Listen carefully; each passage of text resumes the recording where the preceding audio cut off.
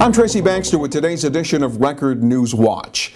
An estimated 10,000 mourners, including thousands of police officers, arrived at St. James Church in the Putnam County community of Carmel this morning for funeral services, showing their respect for Detective John Falcone, the city of Poughkeepsie police officer who was shot and killed last week after responding to a violent domestic incident in Poughkeepsie. The service was officiated by Archbishop Timothy Dolan. He and others talked of Falcone's bravery and dedication over the span of his 18-year Poughkeepsie police career. Earlier, a police motorcade brought mourners from Poughkeepsie to the church. Yesterday, Falcone was posthumously given the rank of detective and was awarded the Medal of Honor. Poughkeepsie leaders proclaimed today a day of remembrance in their city to honor the fallen officer's memory.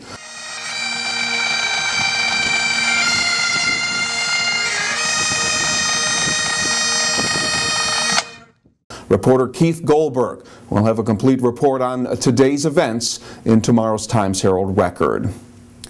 The man indicted a week ago for the beating death of a 4-year-old Newburgh boy will be brought back to an Orange County courtroom tomorrow for arraignment on murder, manslaughter, and evidence tampering charges. 31-year-old Corey Bird of Newburgh is currently serving time in state prison for violating his parole on assault and drug sale convictions. Bird is accused of fatally beating Mark Buchal while babysitting him in his girlfriend's apartment. Little Mark's body was found 3 months later in a vacant lot about a quarter mile from his mother's apartment. Representatives of the political activist organization MoveOn.org gathered outside the Kingston office of Democrat Congressman Maurice Hinchey this noon to show support for his efforts to fight the proposed Republican federal spending cuts.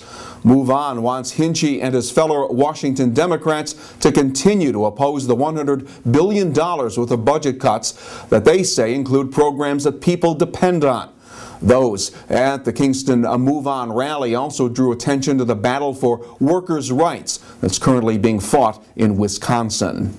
State police in Orange County are investigating what led up to a 2-vehicle crash this morning in the town of Wawayanda near Slate Hill.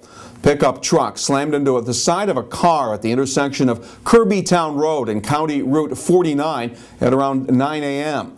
An injured man in the car had to be extricated through the car roof and was later airlifted to Westchester Medical Center for treatment of lower body injuries.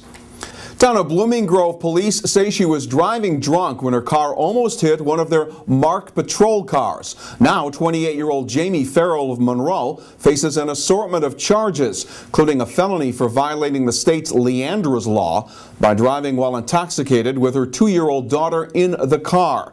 Farrell was also charged with a felony DWI counts, endangering the welfare of a child, and driving without the ignition interlock device that was required for her vehicle because of a prior DWI conviction.